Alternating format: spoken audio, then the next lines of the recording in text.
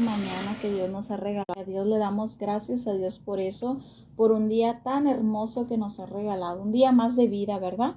Y a lo mejor pudiéramos estar atravesando muchos problemas, pero sabemos que la gracia de Dios, la mano de Dios está con nosotros, con los que le adoran, ¿verdad? Y esa es la esperanza que tenemos en esta mañana, que pasemos lo que pasemos, Dios está de nuestro lado. Así que ánimo, ánimo. Bienvenidas mujeres del Pozo Moderno, qué gusto tenerlas aquí en un devocional más de esta serie que estamos llevando, manejo de conflicto.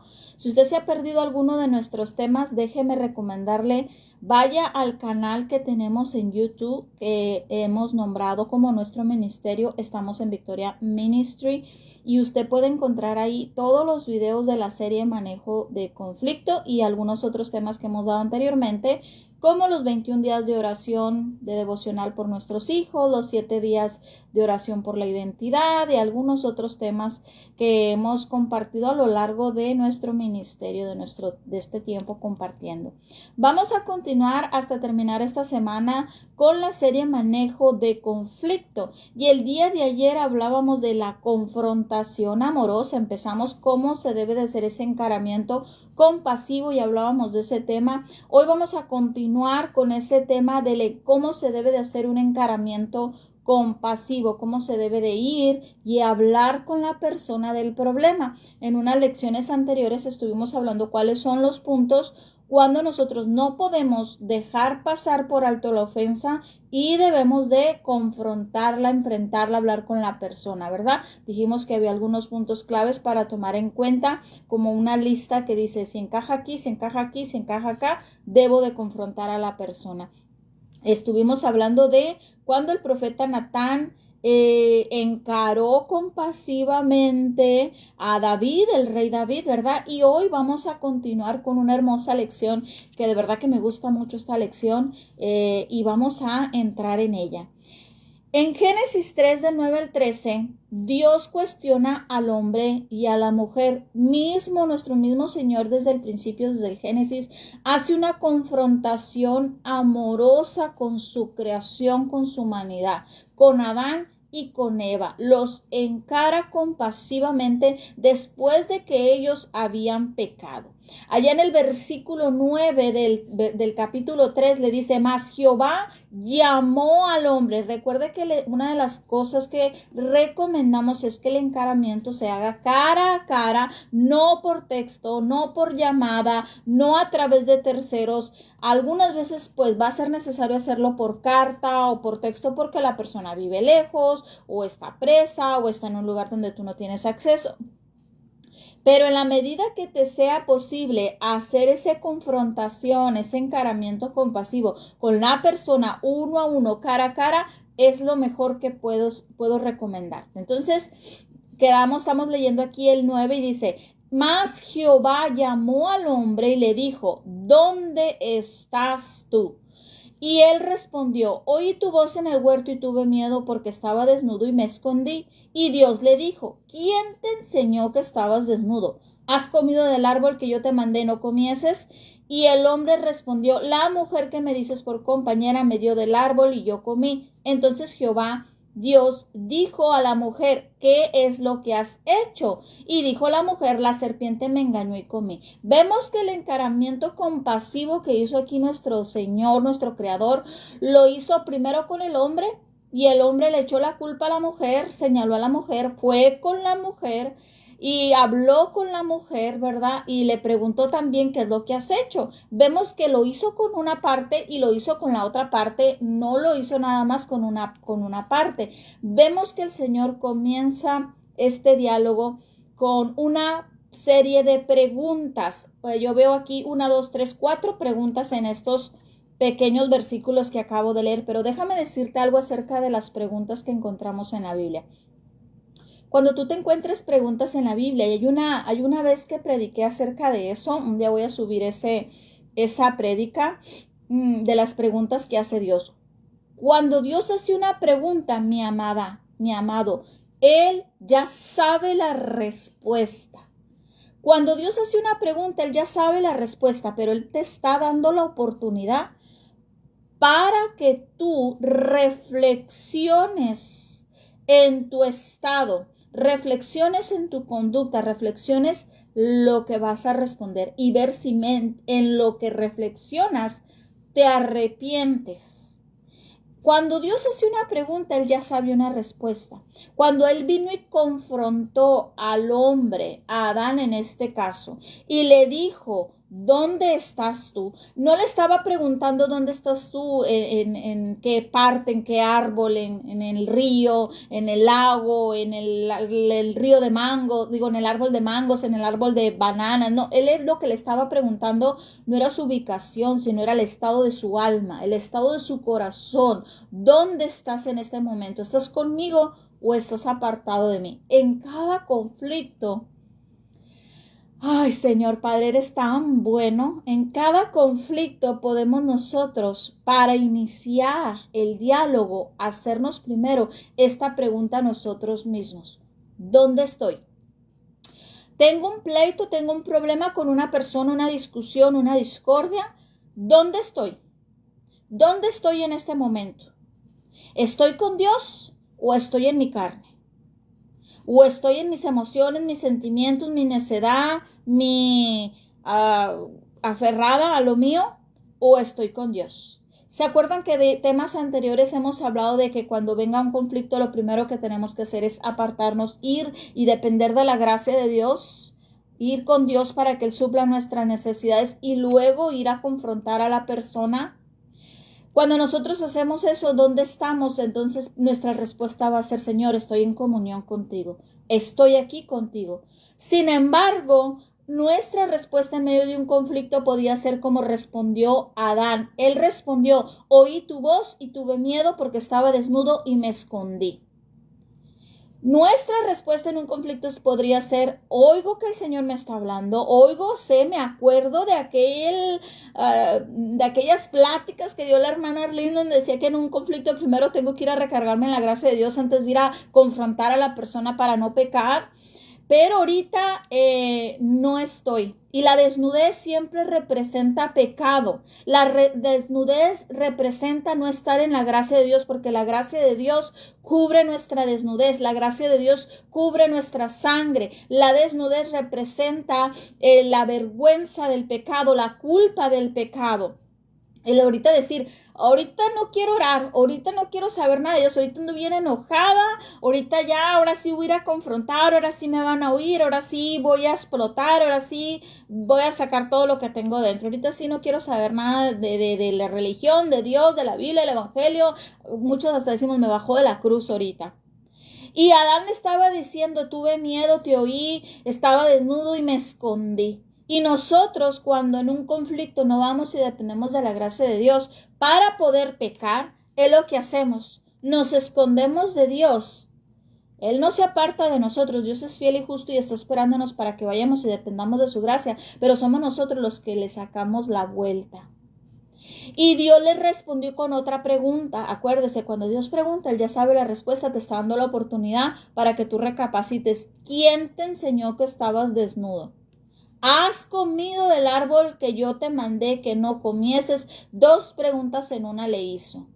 Le preguntó, ¿quién te enseñó que estabas desnudo? ¿Quién te mostró el pecado? Y la otra le preguntó directamente. Le preguntó no con me han dicho, me han contado, yo deduzco, yo pienso, yo me imagino. No, Dios, teniendo la información, le preguntó, ¿has comido del árbol que te mandé que no comieses?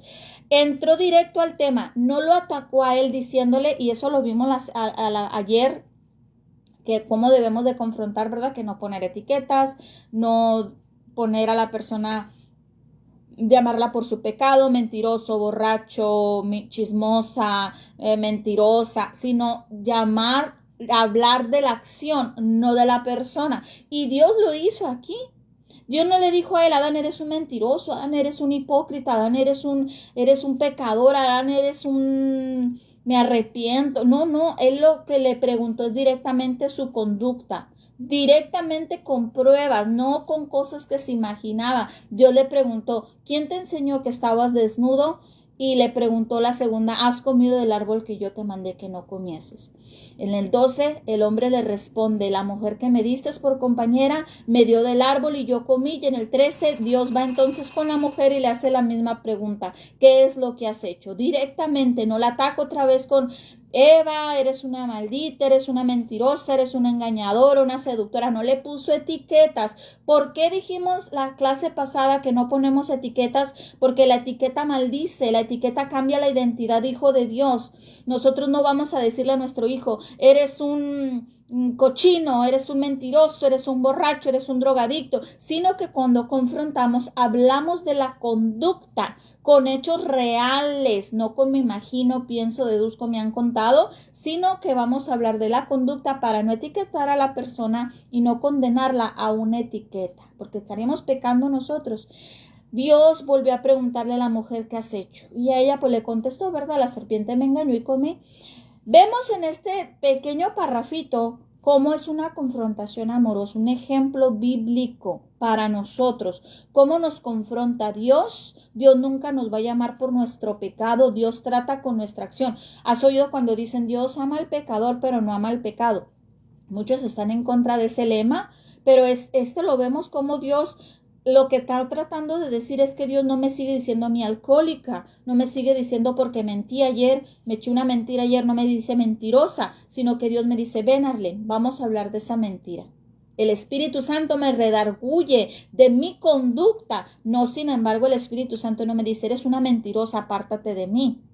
Sino que me dice, deja tu conducta y acuérdese, cuando Dios pregunta, Él ya sabe la respuesta, pero me está dando la oportunidad. Me da un margen para cambiar, me da un margen para arrepentirme, me da un margen para hacer las cosas diferente. Yo siempre me he preguntado, yo creo que es un día cuando llegue al cielo y mire a Adán, yo le voy a preguntar, Adán, ¿y por qué no le dijiste, Señor, perdóname? ¿Por qué no te tiraste de rodillas y le dijiste, comí de la manzana, vino, Eva me la enseñó y bueno, no era una manzana, el fruto, ¿verdad? Y comí. Siempre me he hecho esa pregunta y yo creo que un día voy a preguntársela a Adán.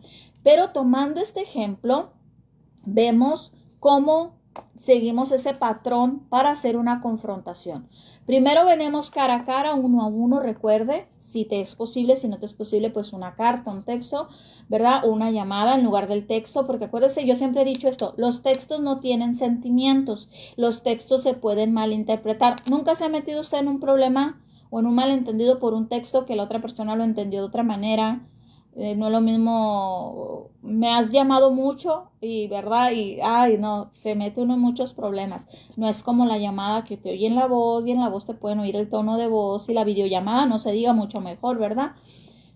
Uno a uno, cara a cara se hace la confrontación. Estamos leyendo Génesis 3 del 9 al 13, si alguien lo quiere escribir para que los que se van conectando sepan que estamos hoy hablando. Seguimos con la confrontación, cómo se debe hacer.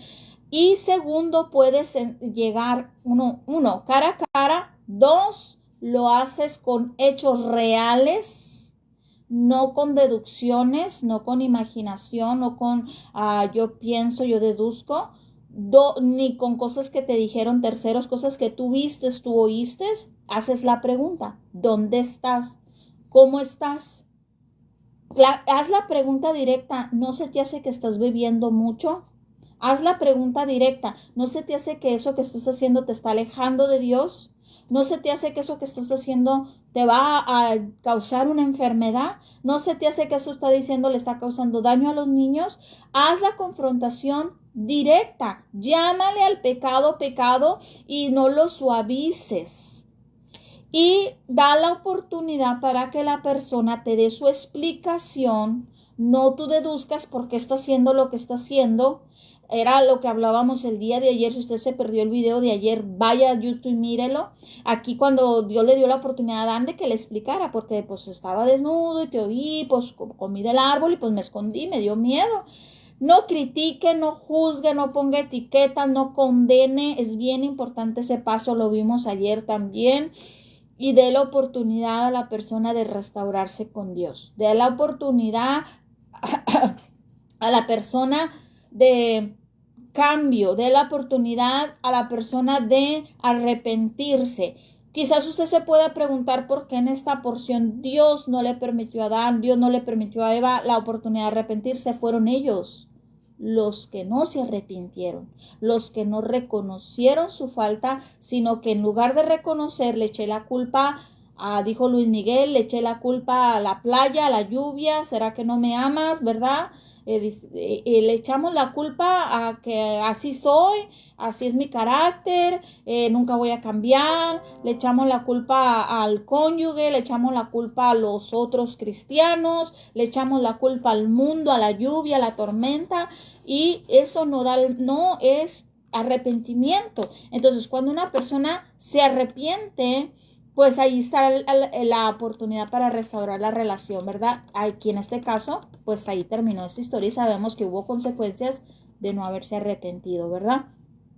En esta porción vemos cómo las preguntas que Dios hace hacia la humanidad es un encaramiento compasivo. Dios cumplió con las normas del encaramiento de manera compasiva y eso nos da la autoridad como familia, como creyentes, para encarar a otros cristianos. Y cristianos, digo cristianos, hablo de empezar con los de tu casa, que son creyentes, con los de tu iglesia, que son creyentes, con los de tu comunidad, porque por ejemplo, Daniela no es de mi iglesia, Raquel no es de mi iglesia, pero en algún momento si yo veo algo y las amo mucho, puedo hacer un encaramiento compasivo con ellas, aunque son de mi familia y aunque no son de mi congregación, no van el domingo conmigo a la iglesia, pero son mis hermanas en Cristo. Y si Dios me permite ver y el Espíritu Santo me mueve a hacer el encaramiento compasivo, puedo hacerlo aunque no estén en mi iglesia.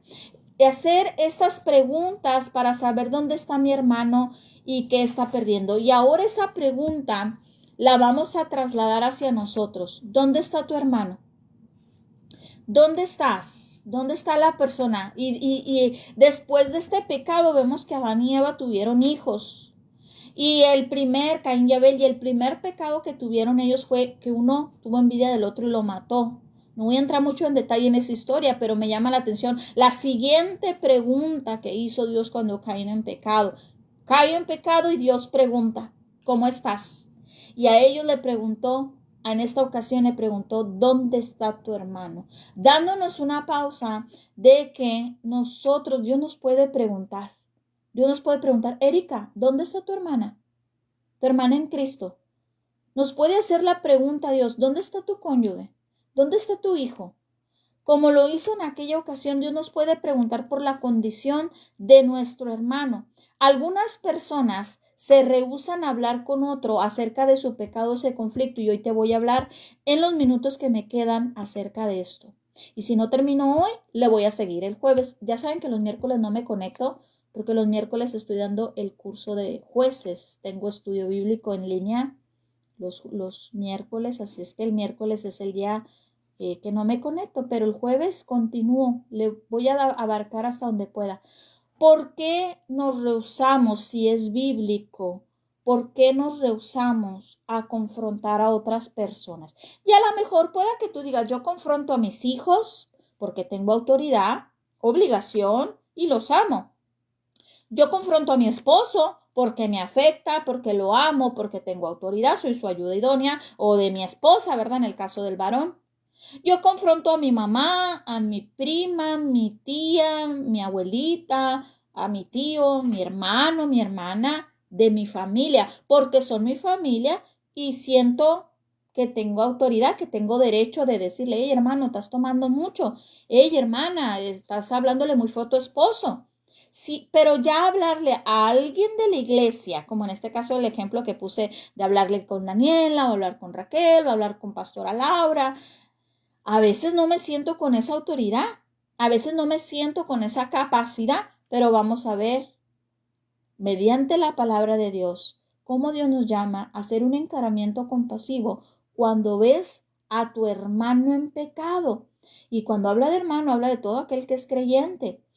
Algunas personas rehúsan hablar con otros acerca del pecado o de un conflicto porque en Mateo 5:39, fíjate lo que dice Mateo 5:39, no resistas al que les haga mal. Si alguien te da una bofetada en la de mejilla derecha, pon la otra. Y con eso creemos que cuando estamos en medio de un conflicto debo de quedarme callado y no responder a la persona, no confrontar a la persona. Si yo sé que la otra persona me robó, me mintió, me engañó, habló de mí, debo de ponerle otra mejilla, quedarme callado y ponerle otra mejilla, porque hermana, Mateo 5:39 dice que debo de ponerle otra mejilla. Y si me ofendió, pues no lo debo de confrontar.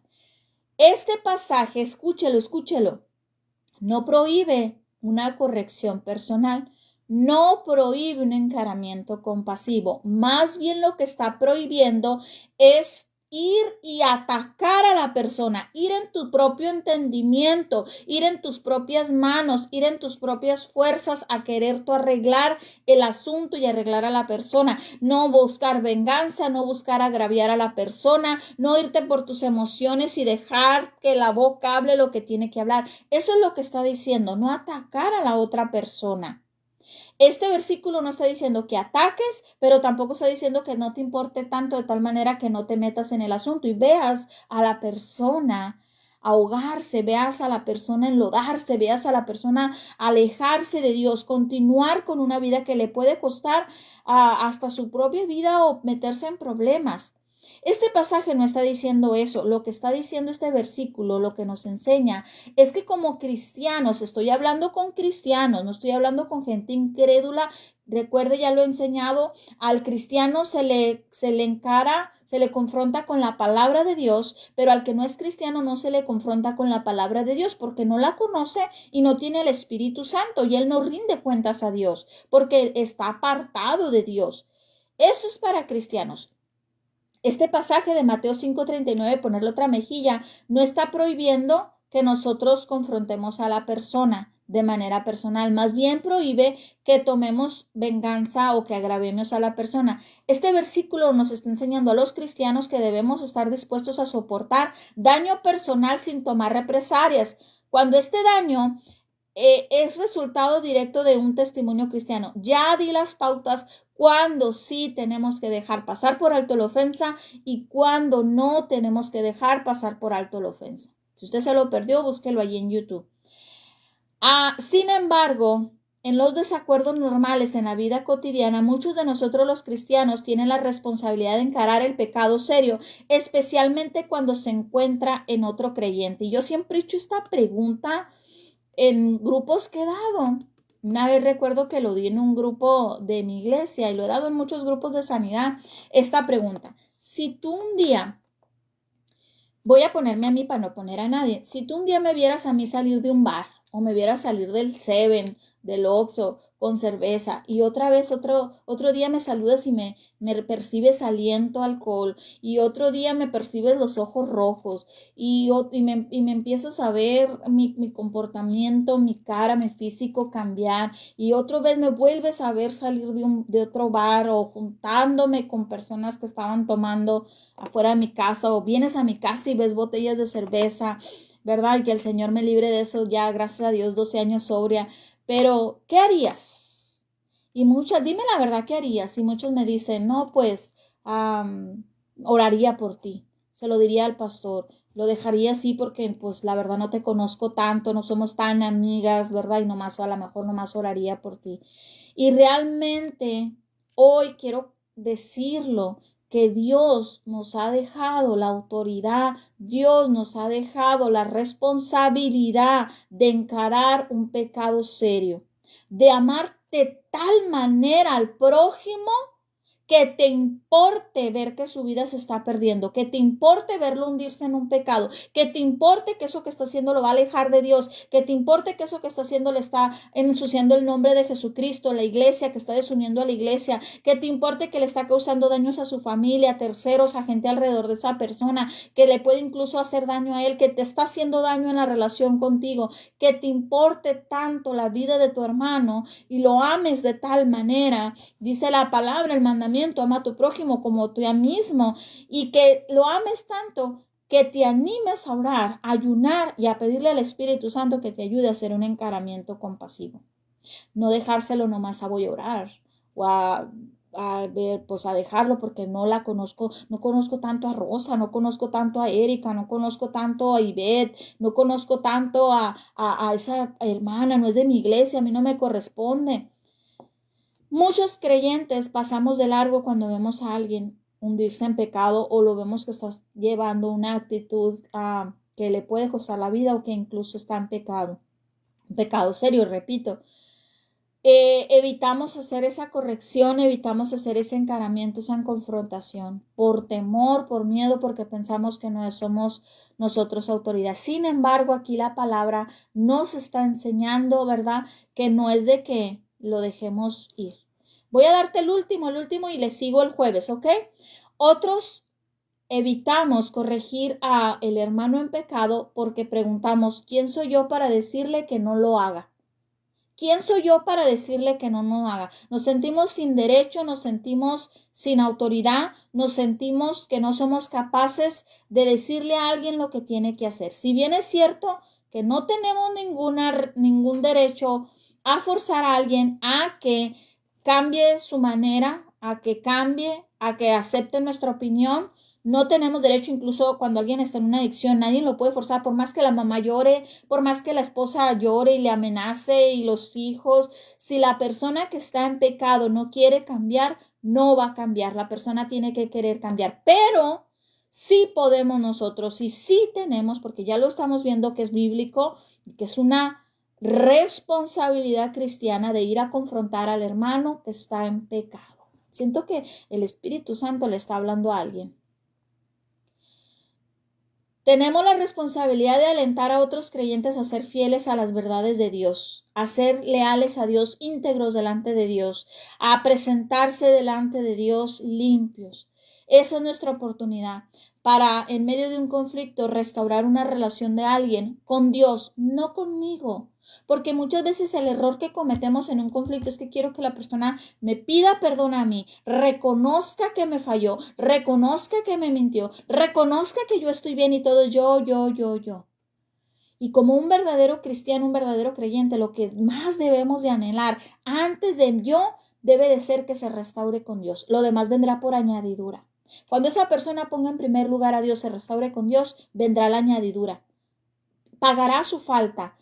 Va a ser, él va a entender lo que hizo esa persona. Por lo tanto, si usted cree en la Biblia y usted cree que la Biblia contiene instrucciones de autoridad de parte de Dios, y si usted tiene un amor genuino por Dios y por sus hermanos, sean o no sean de su familia, familia de sangre, por su familia de la iglesia, por sus hermanos en Cristo, y vuelvo y repito, Rosa no se congrega conmigo, Blanco Ortiz no se congrega conmigo, sin embargo, las amo en el amor de Cristo, y si amo a mi hermano, no voy a evadir la responsabilidad que me está dando Dios de hablar con mi hermano en una forma compasiva, con mansedumbre, con restauración, de ayudarlo a ver que lo que está haciendo no está de acuerdo a la palabra de Dios y que la está alejando de Dios. Esa es mi responsabilidad. ¿Cuántos se suman a esta responsabilidad? ¿Cuántos estarían hoy dispuestos a levantar su mano y decirle, Señor, envíame a mí? Si tú me estás mostrando el pecado de esa hermana, de mi cónyuge, de mi pastor, del pastor, de aquel matrimonio, de aquel jovencito, de mi compañero de trabajo que se congrega en otra iglesia y a lo mejor no es ni de mi doctrina, pero lo he visto en pecado. Es uno en el trabajo, pero se dice que es de la del séptimo día y ni siquiera es de mi congregación, pero es creyente cristiano. ¿Cuántos tomarían hoy la responsabilidad dada por Dios de tomar su autoridad como cristianos y amar tanto a tu prójimo que hacerle ver con compasión, con mansedumbre y con restauración su falta? Termino con estos 3 versículos y continúo el jueves. Romanos 15:14 dice, pero estoy seguro de ustedes, hermanos míos, de que ustedes mismos están llenos de bondad, llenos de todo conocimiento, de tal manera que pueden amonestarse unos a otros. ¡Qué precioso!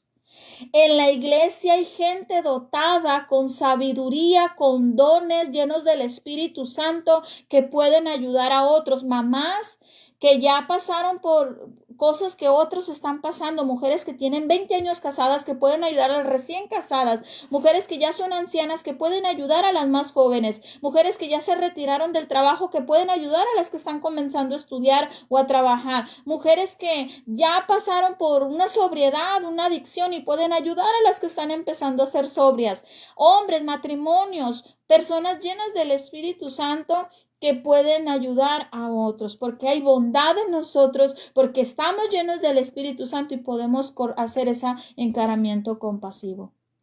No sé si alguien quiera apuntarlo, Romanos 15:14. Te voy a dar otro. Colosenses 3:16. La palabra de Cristo mora en abundancia en ustedes y enseñen y exhorten unos a otros con la sabiduría, cantando con gracia y con su corazón en el Señor. Canten himnos, salmos y cánticos espirituales. Pero dice aquí que la palabra, cuando la corrección, la palabra abunda en nosotros, podemos nosotros enseñar a otros la palabra. Que las prédicas, que los servicios, que aproveches el estudio bíblico en tu casa, aprovecha que cuando vas a exponer el evangelio, que no nada más palabras de ánimo de somos victoriosos, somos grandes, somos limpiados, somos empoderados, somos magníficos, somos blancos. No, esas prédicas están bonitas porque animan, le gustan a la carne, le gustan al alma, pero también prédicas de exhortación. Y a mí me dicen que a mí me gustan mucho, me llama mucho el Señor para las prédicas de exhortación. Decía mi congregación cuando tenía mi iglesia en Independencia: pastor, usted nos muerde y luego nos lambe, porque mis prédicas casi siempre eran de enseñanzas de exhortación, enseñar la corrección, ¿verdad? Cómo debe ser el esposo, el matrimonio, la mamá, el hijo, el cristiano, como siempre casi eran de exhortación. Y hay personas que son dotadas en exhortación, que Dios les ha dado mucha sabiduría, para que hablan con un amor, te exhortan con un amor: mi hijita, ya deja eso, ya estás grande, madura, pero con un amor, con gracia en su corazón. Y es lo que nos llama Colosenses 3:16. Y te doy la última y con esta me despido. 2 de Timoteo 2:24-26 dice: porque el siervo del Señor, si tú eres siervo del Señor, entras aquí. Porque el siervo del Señor no debe de ser contencioso, sino amable para con todos, apto para enseñar, sufrido, que con mansedumbre, ¿se acuerdan esa palabra mansedumbre? Corrija a los que se oponen, por si quizás Dios les conceda que se arrepientan para conocer la verdad y escapen del lazo del diablo, que están cautivos a la voluntad de él. ¡Ah, qué tremendo este versículo! Me encantaría predicarte de este versículo. Nuestra corrección puede llegar a tal grado, que ayudemos a una persona, un alma, a escapar del lazo del diablo, a sacarlo del infierno. Yo cuando he ido a centros de rehabilitación, no sé si alguien se ha sentido así, yo siento que entro al mismo infierno. Yo siento que un centro de rehabilitación es lo peor ya del pecado a la condición que ha caído una persona. Y de veras que cuando yo entro a los centros de rehabilitación se sienten todas las potestades de los demonios, y de veras siento que cuando predicamos extiendes tu mano y sacas a alguien del infierno, de la antesala del infierno, así literal lo sacas. No sé si alguien se sienta lo que yo he sentido, pero mira cómo aquí nos dice en Timoteo que pudiéramos nosotros, al exhortar a la persona, al corregir a la persona amablemente, con amor, sin pelear, pagando la ofensa, porque a veces tú vas a ir a confrontar a la persona, dice sufridos, enseña sufridamente, porque a lo mejor tú la vas a ir a hablar y te va a escupir, te va a aventar, te va a decir groserías, te va a decir no quiero saber nada, y tú cómo andas, vas a pagar gasolina, ir, darle raite, vas a ir y te va a dejar plantado, te va a contestar mal, tantas cosas. Por eso dice sufrido. Corregir a alguien a veces es sufrido, la mayoría de las veces es sufrido, especialmente cuando la persona ya está en la antesala del infierno, ya está bien mal en el pecado. Alguien tiene que pagar el precio. Wow, está hablando el Espíritu Santo. Perdóneme, quería acabar temprano, pero el Espíritu Santo está hablando. Alguien tiene que pagar el precio. Ya lo pagó Cristo, pero te puede usar a ti para alcanzar a esa persona. Y ahí habla de que seamos Con mansedumbre corrijamos a los que se oponen, porque quizás hagamos que se arrepienta, seamos usados para concederles que esa persona se arrepienta, como en el ejemplo de Natán y de David, que se arrepintió. Y quizás esta persona conozca la verdad y se escape, hasta su alma puede ser salvado. Hasta su alma puede venir a Cristo, a restauración con Cristo. Y le entregue su voluntad a Él. Qué tremendo este versículo. Me quisiera quedar aquí predicándote, pero el jueves voy a continuar. Voy a comenzar desde ese versículo, porque yo sé que habla mucho, mucho más todavía acerca de este encaramiento compasivo. Bendigo tu vida. De verdad anhelo en mi corazón que esta porción que hemos estudiado hoy haya hablado a tu vida, haya hablado a tu corazón, y que el Señor te bendiga a través de esta escritura, que el Señor te haya bendecido a través de este mensaje. Yo anhelo en mi corazón lo que yo estoy sintiendo ahorita. Mírame, estoy temblando porque sentí el Espíritu Santo hablándonos. Como a veces vemos a alguien en pecado y nos quedamos callados, nos volteamos, no nos importa, porque la sociedad nos ha enseñado, no te metas en otros asuntos, cuando nos debería de doler el hermano caído, el hermano en pecado, incluso si es tu cónyuge, si es tu hijo, si es alguien de tu familia, si es alguien de tu congregación. A veces hasta vemos al hermano en pecado y decimos, yo sabía, pues era de esperarse, pues qué lástima. Y lo criticamos y lo atacamos en lugar de levantarlo y restaurarlo. Qué triste que muchas personas se han alejado de la iglesia, se han alejado de Dios y quieren volver, pero tienen miedo de volver, no a Dios, a nosotros. A nosotros. Yo he sentido que a veces no voy 2 o 3 domingos porque ando haciendo otras cosas, pero pues no le puedo explicar a todo el mundo, ¿verdad? Yo le hablo al pastor, le digo, pastor, voy a ir a predicar. Y falto 2, 3 domingos y hay gente que a lo mejor no me conoce tan bien y como que piensa que me he alejado. Y cuando me ve me dice, ay, qué bueno que viniste, qué milagro. Y te hacen sentir como que hiciste algo malo. Yo me imagino otras personas que sí andaban en algo malo, no han de querer volver por la vergüenza, porque en lugar de encontrar lo que acabamos de hablar ahorita, compasión, mansedumbre, sabiduría, amor, hermano, yo te ayudo a levantarte, yo te ayudo a restaurarte, porque en su momento alguien me ayudó a mí. En lugar de encontrar eso, encuentran crítica, chisme, chistes, murmuraciones, tantas cosas. Así que nosotros que estamos escuchando hoy esta palabra, pues hagamos un compromiso con Dios de no ser así, que la palabra haga algo en nosotros. Me despido de ustedes, bendigo sus vidas y nos miramos el jueves a las 10 si el Señor lo permite. Tengan una hermosa semana.